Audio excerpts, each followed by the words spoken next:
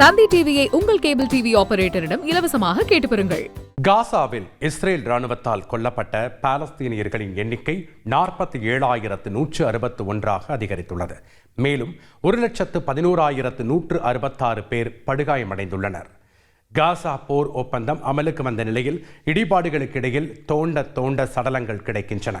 போரால் காசாவின் உட்கட்டமைப்பு உருக்குலைந்து போயுள்ளது. கடல் நீரை குடிநீராக்கும் ஆலை சேதமடைந்துள்ள நிலையில் 90% உற்பத்தி திறன் பாதிக்கப்பட்டுள்ளது. இந்த ஆலையை தான் இஸ்ரேல் ராணுவம் தங்கள் ராணுவ தளமாக உபயோகித்துள்ளனர். இதையெல்லாம் விட மிக மோசமான செய்தி, காசா நிலப்பரப்பிற்குள் இன்னும் ஆயிரக்கணக்கான குண்டுகள் வெடிக்காமல் புதைந்திருப்பதுதான். எப்போது வேண்டுமானாலும் அவை வெடிக்கலாம் என்ற சூழலில் போர் முடிந்தும் மக்கள் உயிர் பயத்துடன் வாழ்ந்து வருகின்றனர். இடிபாடுகளுக்கிடையில் புதைந்துள்ள மாயமான நபர்களின் சடலங்களை மீட்க மக்கள் போராடி வருகின்றனர்.